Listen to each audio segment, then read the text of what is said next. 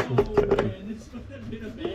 So we are going to be taking apart this launcher to see if we can attach some wires and make this thing work without needing batteries.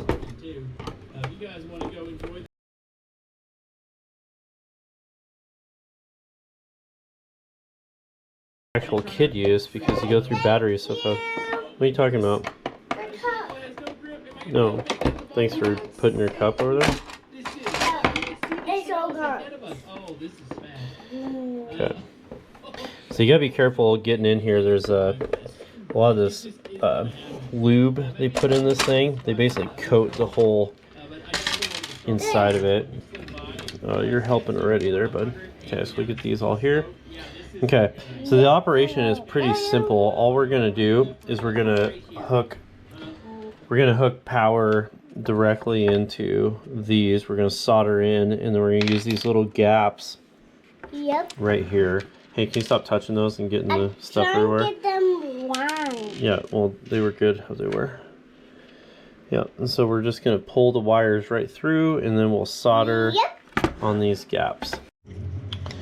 Okay, so we're gonna get some wires. We don't need them to be too long. Now, something that's really, really important when you're doing a hack job like we're doing right now is to cut the wires at different lengths.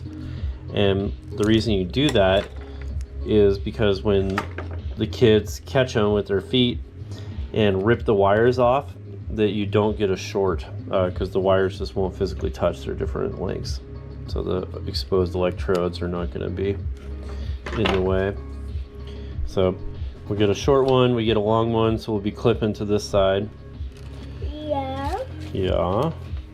So. And then this is a little tricky because these are far apart, so we're gonna eyeball this. Yeah, it looks like there's two nuts right there, but we don't need those because we're not going to be reconnecting this back together, the top part, since we're now going to be running off of wall power. So Yeah, but those things going on. Things go somewhere, that's for sure. Yeah. Okay. All right. So now I'm going to. I'm gonna fish these. Yeah, but I'm good. I'm gonna fish these through these holes right here, so that we can power them up. Yep.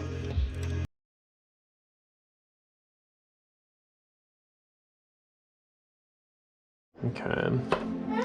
All right. So now we're going to actually do the soldering.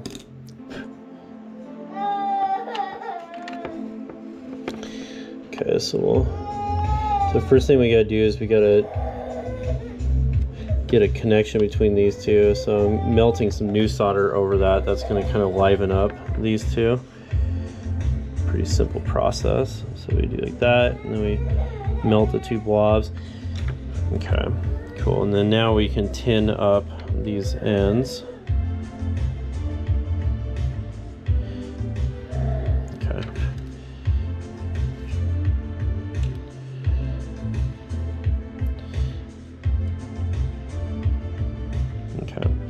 So we just want a little silver there. So we're just getting that set up so that these are going to connect in there real easily.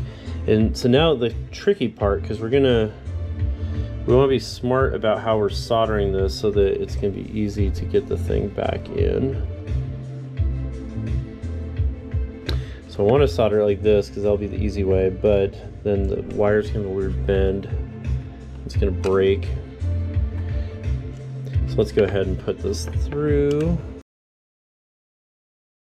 What I'm missing here, why this isn't working, is that we need to have a little ball on there.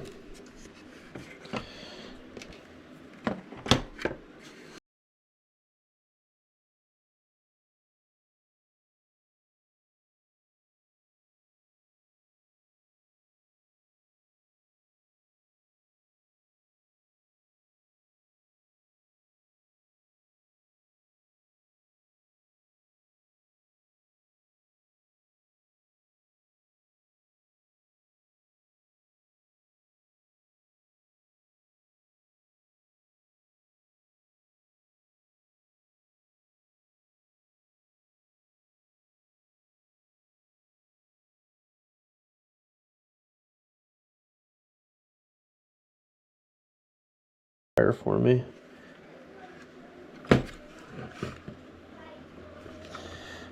Okay, so I'm trying to push and pull. It's not really working super well.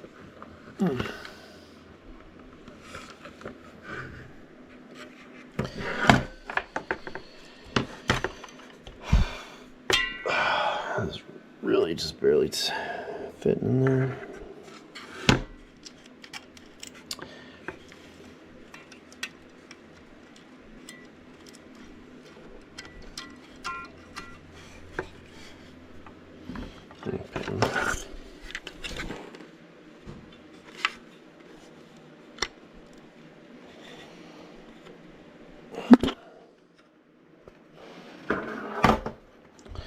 Let's see if we can do 2 at a time here.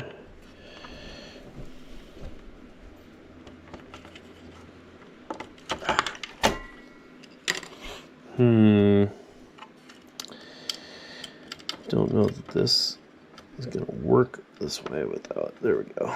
That feels better. Okay, cool. Yeah, there's like one spot right in the corner there that if you catch it just right, you can pull this guy through. Okay, so we get right here, and then we'll bend this over, touching, and now let's go and get our tip tinned, nice and clean,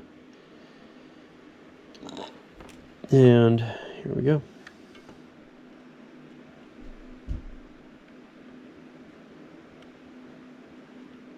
Cool. Awesome. Awesome. Okay, we're all done here, so now we just have to put everything back together. Okay, so now we got these 2 flying electrodes and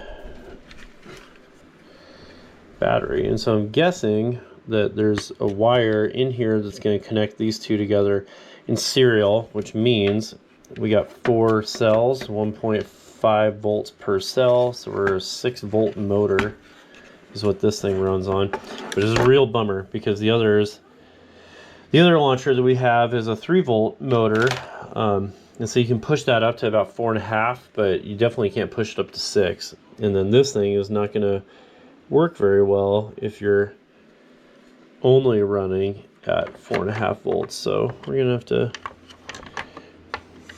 solve that problem. And so let's see. Grab these little nuts, see if we can get those in there. See those guys just sit right in there like that.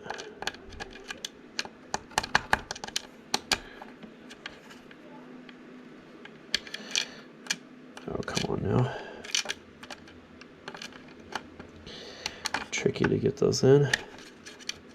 So if I actually cared at all about the quality of these nuts, I would be much more careful with these threads, but I don't. I just also don't want to deal with them not being in there. Daddy, Yeah. look at them can stay. Yeah? Yeah. That's awesome. Okay, cool. So Do it. just a simple process of putting all these screws back Can you together. do it now? Almost done, Coop. Okay. So what I bought is I have a wall wart here that's got adjustable voltages, and so 5 maybe might be enough for this to still function well enough, and it's just on the absolute ragged edge of what the other one can handle.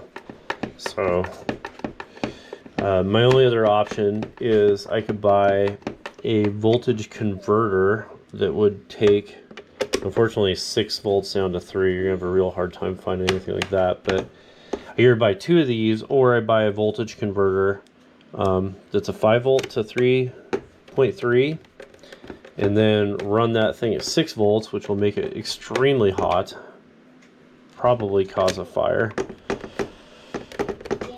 and do that. So the chances of us doing that are basically 0. Okay, all ready to go. Now we got flying leads, and so all we gotta do is just hook this back in. Okay, so is that off? Coop? Yeah. Here, turn this off. Actually, let's just disconnect it right now. Okay. We'll crank on our power supply. And then we're gonna, wow, 11 volts. That is gonna make this thing explode. So we'll turn this down to 6. Crank the amps up. Okay, cool. Hey, can I put this back on? Yep. And then, Let's yep, cool. And so these you wanna go straight in like that. Okay. And pull it nice and tight. Okay. Let's do it. That's loud. Right on. Yeah, so it looks like it pulls about 7 amps. So Coop, put them in. Oh. There you go. No batteries. So this is fun. Yeah, there you go. There you go. Kind of shocking that it works. So what's cool about this setup is that now we don't have to go through D-cells like candy. It's obviously not real convenient with the giant power supply being right there, but I can get that wall wired into those leads, and then we'll have a much better solution that Cooper will be able to actually use.